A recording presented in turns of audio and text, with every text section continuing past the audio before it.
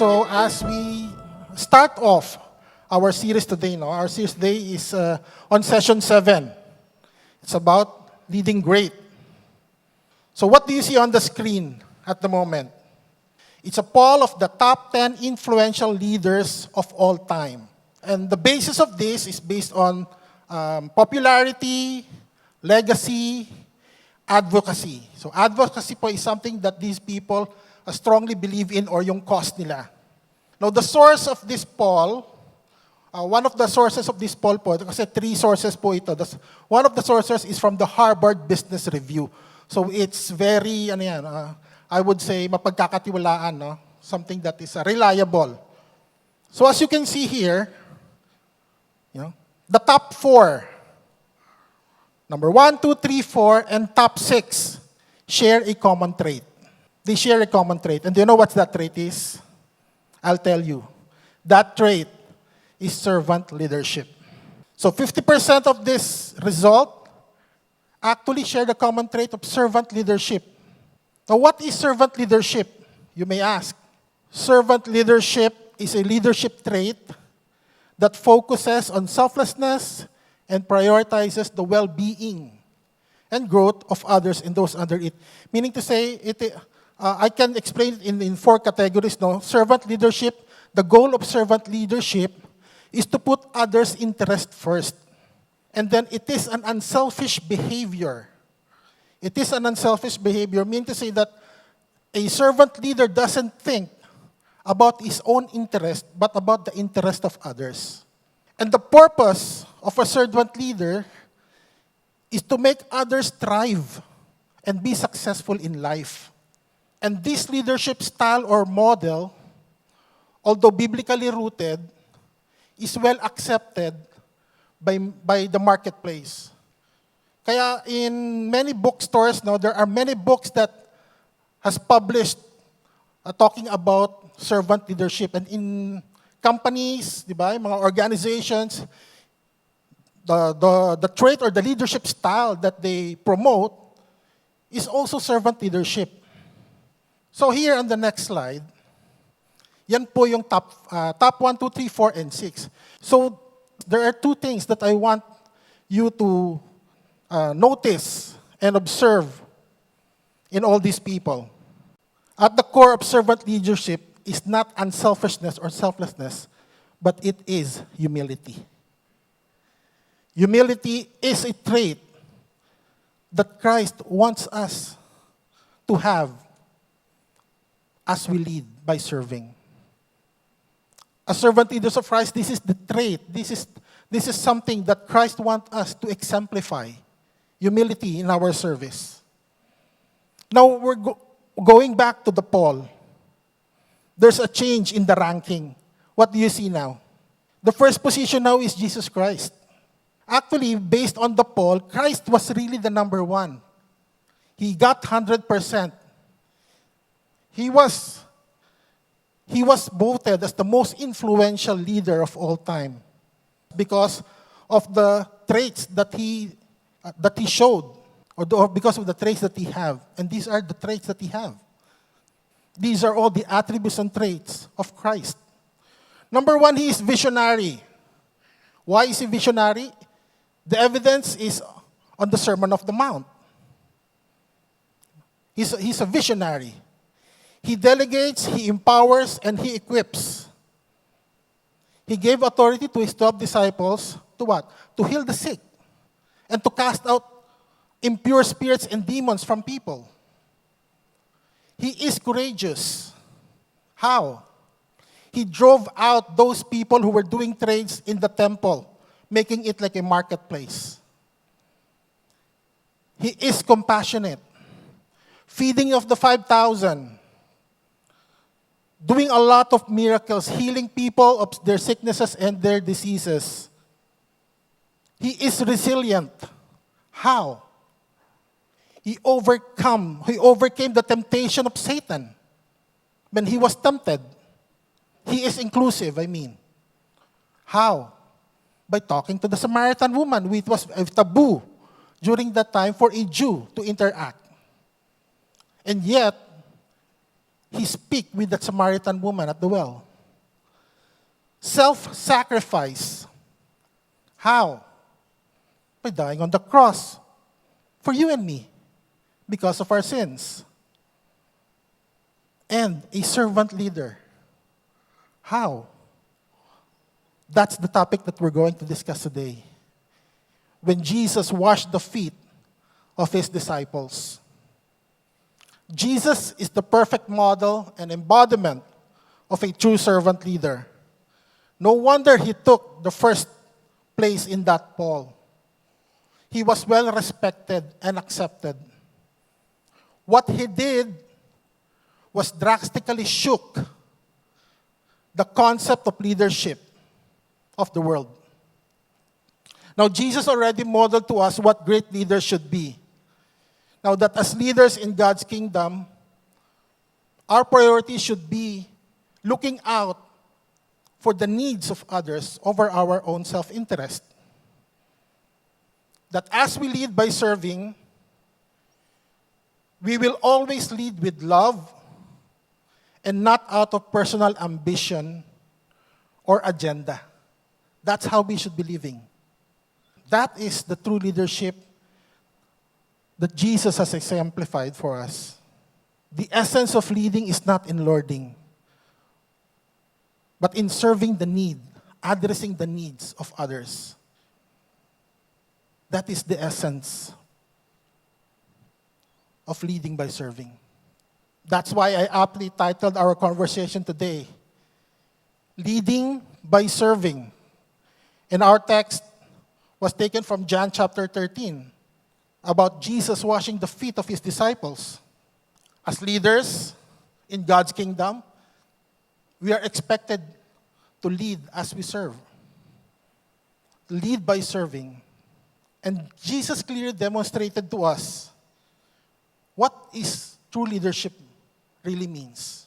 No personal agenda, just love. That's what Jesus taught us about true leadership. And if there's anything that I want all of us here to remember today in our discussion is this, that as Christ leads, serving humbly becomes our priority. Serving humbly becomes our priority. Our motive must be to serve humbly. That in leading by serving, we chose to be God's servant. We chose to be servant leaders whose priority is not of our own self, but of others.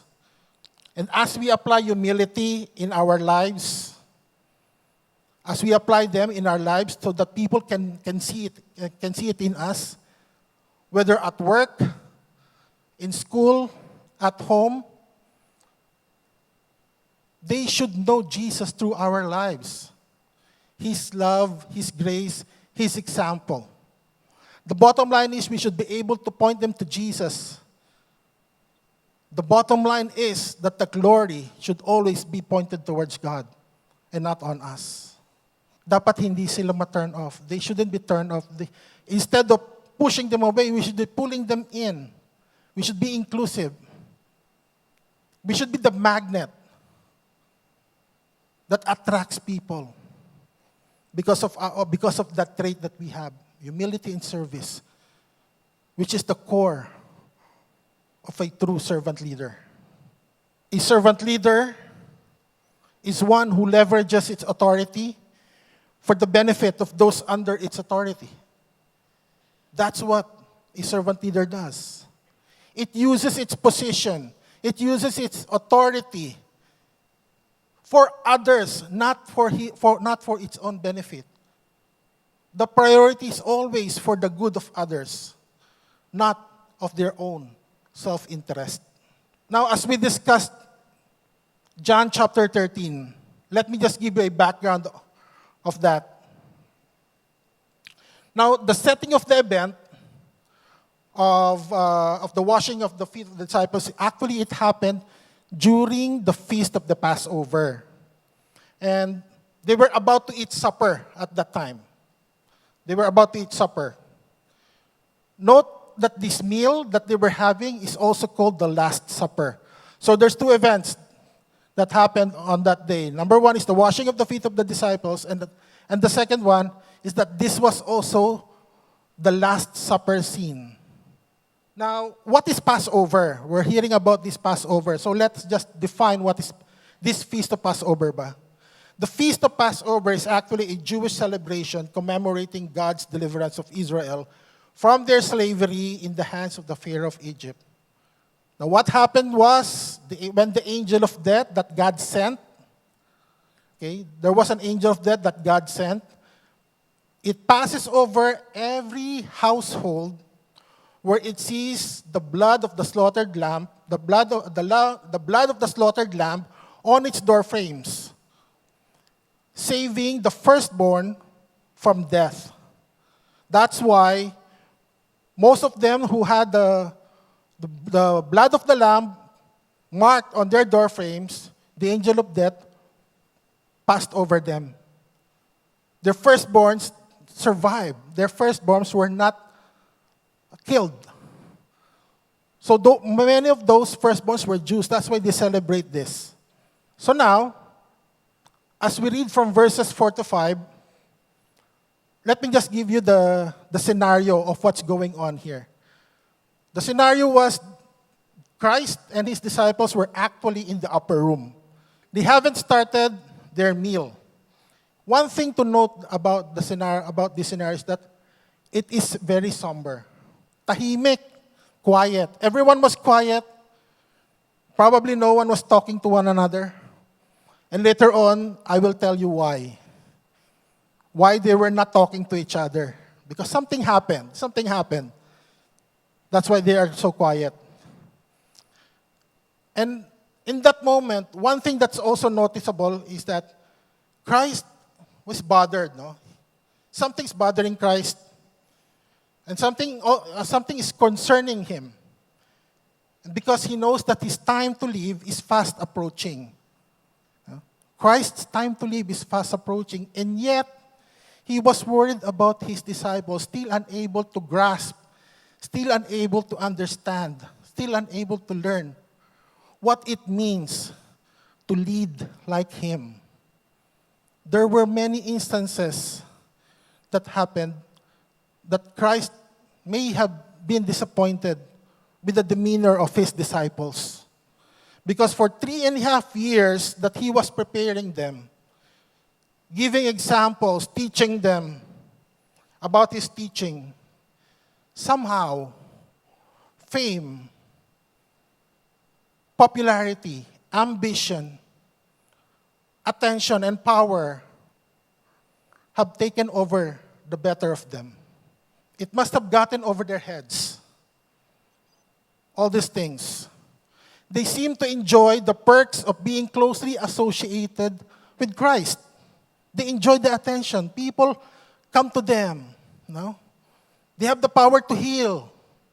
Now, Jesus needs to pull them back into their senses. Jesus needs to pull them back and correct them gently, to put them back on the right track. Now, don't get me wrong. The disciples were inherently good people. They were inherently good people, but somehow, somewhere, they got side-blinded by all this attention and forgot about their true calling. They were blindsided of all the attention, the fame, the power, and the prestige of being closely associated with Christ. And sadly, truth be told, fame, position, and ambition caused a rift among the inner circle of Jesus. It caused the disciples to fight among each other. Kaya kanina, when I said that tahimik in the upper room, they were not talking to each other because they were fighting. They were having grudges to each other. And why? Jesus needs to diffuse the tension that's going on. Jesus needs to correct this. Jesus needs to stop that tension that was building between them. Now, there were 4 instances. There were 4 instances in my study that clearly shows how bad it can really be if the disciples continue with their attitude. First instance, the first incident was when the disciples were arguing among themselves, who is the greatest among them? They were fighting for the pole position, power, hungry for power. Somehow it blindsided them. So what did Jesus say to them? Jesus gave the example of a little child to show to them about humility. Jesus used an example of a little child to show them, hey, magpaka-humble naman kayo. Masyado naman kayong nasa power. Second, in that same incident, John actually told Jesus, hey Jesus, somebody is using your name to heal and cast out demons. Dapat hindi. That person, I stopped him. I stopped him from doing that. And Jesus asked, why? Because he shouldn't be doing that. It's only for us, the disciples should be doing that. We should only be the person or the people should be doing that. He's not part of your inner circle. So what did Jesus say to John? Do not stop that guy. If he is for us, then he is not against us. He's not our foe, he's our friend. And ultimately, the glory is still attributed towards God. If he is casting out demons in Christ's name, then who is the glory being attributed to? It's still Christ. So why stop that person? So again, John's attitude is that kind of authority should only be to us, not only for them. Second incident. Yeah. Third incident. We might have heard this story before in the previous 2 sessions or 3 sessions past. When James and John, the brothers, together with their mom, asked Jesus to be his sidekick. Now, what is sidekick? Oh, you know what sidekick is? Sidekick is yung it seems like a close friend or close partner, di ba? James and John asked that they be in the left position and in the right position of Christ when he revealed his glory. Now, what do you think happened? The other disciples got mad. They got mad at James and John. Why are you asking that? Now, why? How come they get mad? They get mad kasi naunahan sila ni James and John to ask for that position. They were also eyeing for the same position. Hey, I also want to be the chief of staff or the right hand of Jesus. So again, fame, position, and ambition has taken the better of them. And then the fourth incident is this. During that day, on the Feast of Passover, before they were about to take the Last Supper, there's a dispute again that happened between the disciples. And that is, the point of discussion is again, who is the greatest among us, Lord? Who is the greatest among the disciples? So this must have prompted Jesus, no? To demonstrate to them the washing of the feet. 4 times. 4 times. The disciples were arguing and fighting and bickering among themselves to be the best among the disciples. It has gotten over their head that so much so Jesus took on the role of the lowest observant to demonstrate to them that, no, this is not how you should lead in God's kingdom. This is not the attitude that I'm expecting of you. Jesus took on the role of the lowest observant to demonstrate humility and service. So Jesus, in order for his disciples to understand, to fully grasp what it means to be great in his kingdom, had to demonstrate it by himself. so they can visualize the real meaning of true leadership. He did the unthinkable. He did the unthinkable.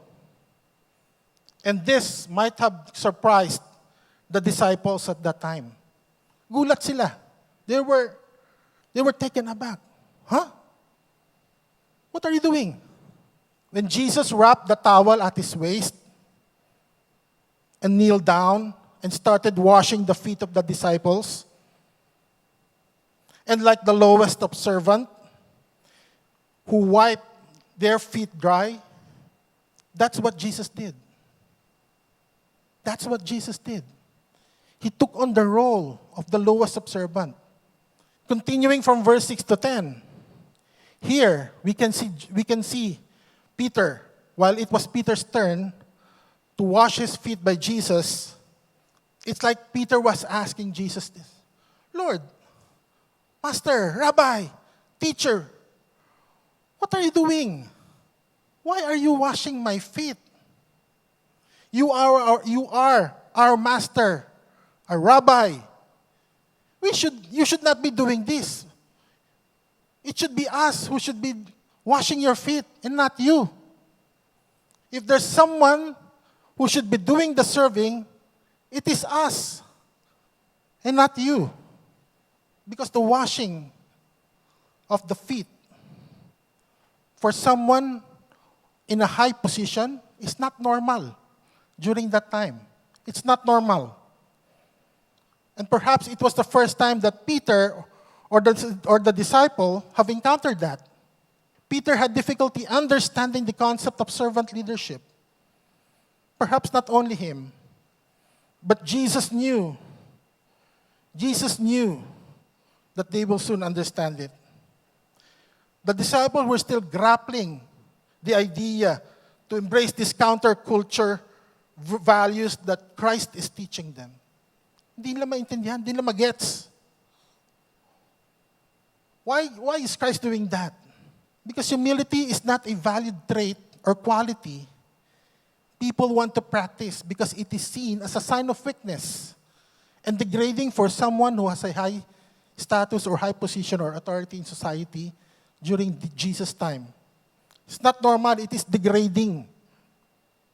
It is degrading for someone who has a high position, someone who is well-respected in society to do that.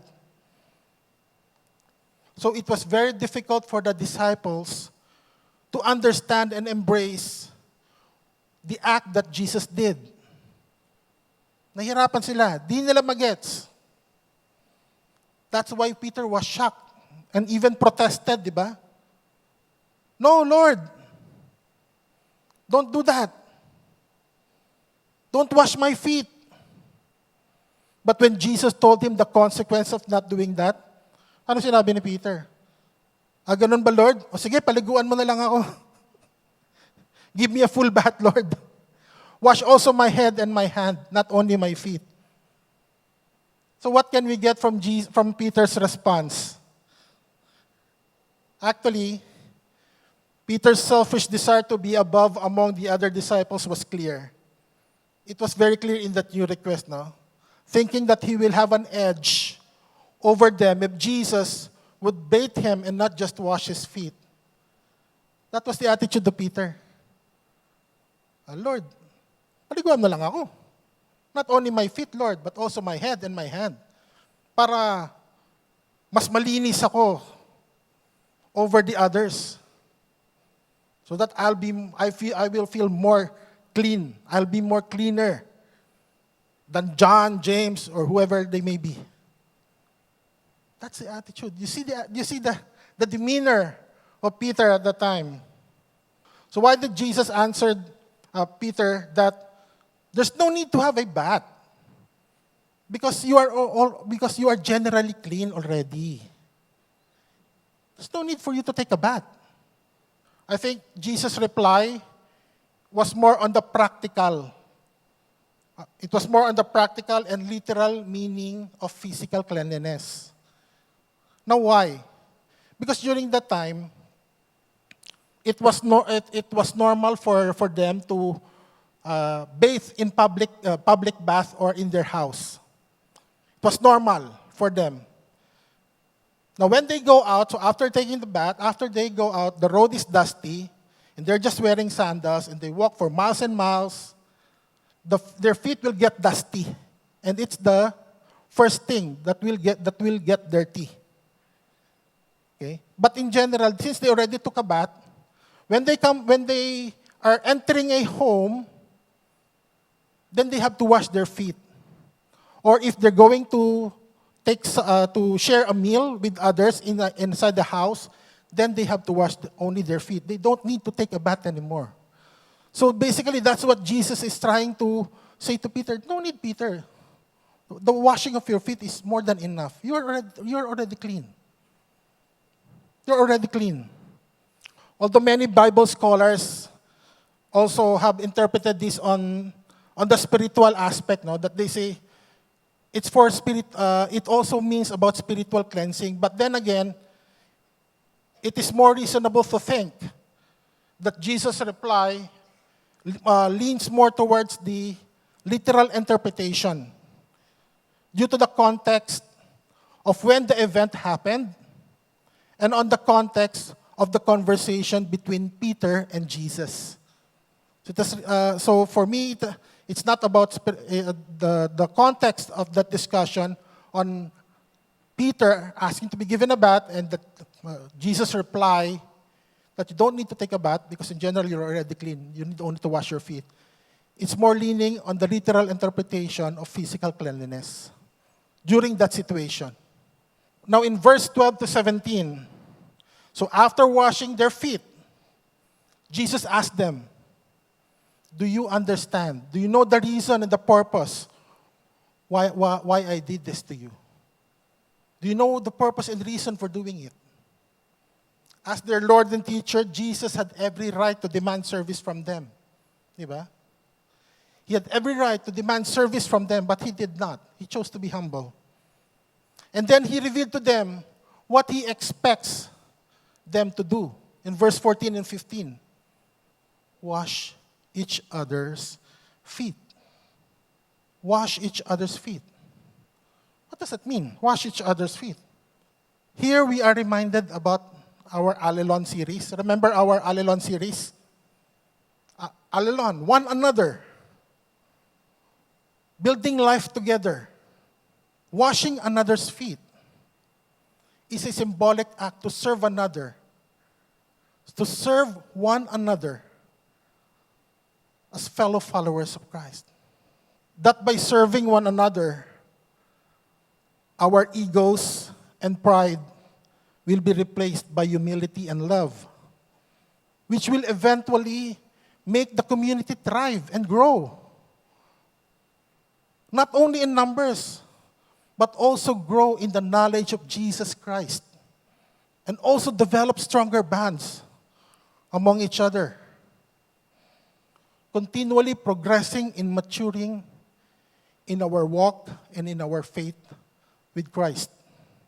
Mga kapatid, that is what Jesus was trying to impart and teach his disciples. Serve one another by washing each other's feet. What is valued in God's kingdom is not prestige or status or power, but loving people the way he loved us, through service and humility. We must be humble in our service to put others first before our own needs, not lording over other people where we have authority to lead. It is crystal clear, and I really cannot understand why, if others will still misunderstood what Jesus has reinforced in Matthew chapter 20, verses 28. Because it's very clear. For even the Son of Man came not to be served, but to serve, and to give his life as a ransom for many. Serve.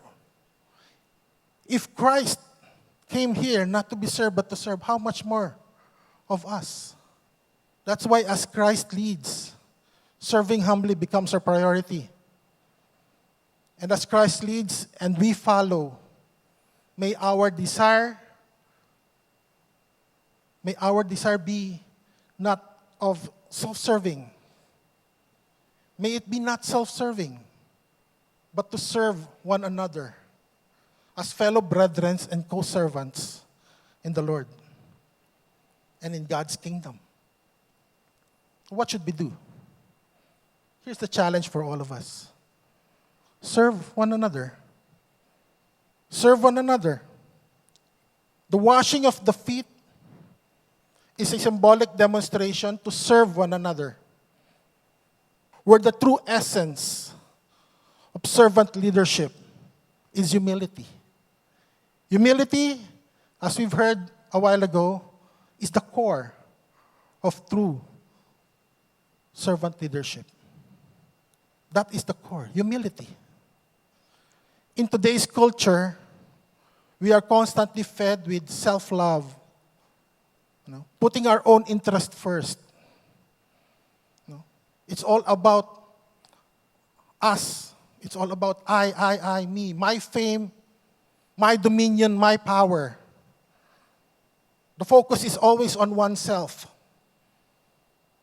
Now, leadership in the body of Christ is not about asserting authority or lording over those whom we have been given authority. It's not like that. It's not about authority or power or fame, honor, or prestige. It's not that. Remember, being humble is not a sign of weakness, but of inner and quiet strength that helps us to grow, to lead, and live a meaningful life as followers of Christ. That's what humility is all about. That's what true servant leadership is all about.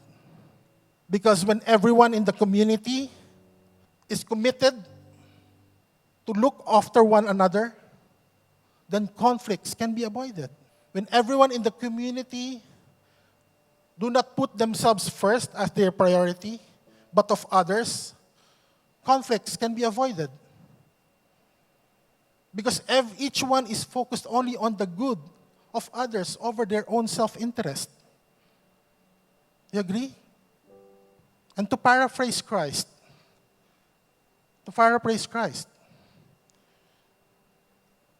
to be great in God's kingdom is to serve one another. To be great in God's kingdom is to serve one another. And as we strive to serve, as we strive to serve as servant leaders in God's kingdom with humility, then we can be great. It's a paradox. It's a paradox, mga kapatid. I just want to share with you a short story about humility. It's about my father. Now, most of you know that my father was a pilot in the Philippines before. Now, everyone who doesn't know him would think twice, piloto ba siya? Ba't ganyan? Doesn't look like a pilot. Now, one time when I was visiting him in his place of work, that was in the domestic airport at that time, in Pasay, he wasn't around. And so, when I came, the guards noticed me and he said, "Are you the son of Captain Casala?" "Yes, I am." "Oh, come here, go inside and wait for your dad. He'll be coming back around noon or sometime like that." And then we had a small talk, the guard. "Oh, you know your dad? He's the highest ranked captain here. But you know what? He always talks with us. He's unlike other captains here who don't even know their name or even mingle with them. Ano mo yung tatay mo? Kahit kapitan yan. He don't look down on us. He talked to us. He treats us like normal people. And that struck with me. Ganun pala yung tatay ko. Napaka-humble. Kasi even in our village, he will just walk around the village, no? Shorts without shirt. And then people ask, Captain Casala ba yan? Piloto pala yan, pero ba't ganyan manamit? He doesn't care. He just treat you with respect. Because that's who he is. He doesn't care about rank or position. And I hope each of us here will also have that kind of attitude and trait. To serve with humility. So that we will be able to reflect God's glory in our lives. That instead of putting away people, pushing them, we'll be able to pull them in and see Christ in us. I think that's also what Jesus wants all for us to have. To serve with humility.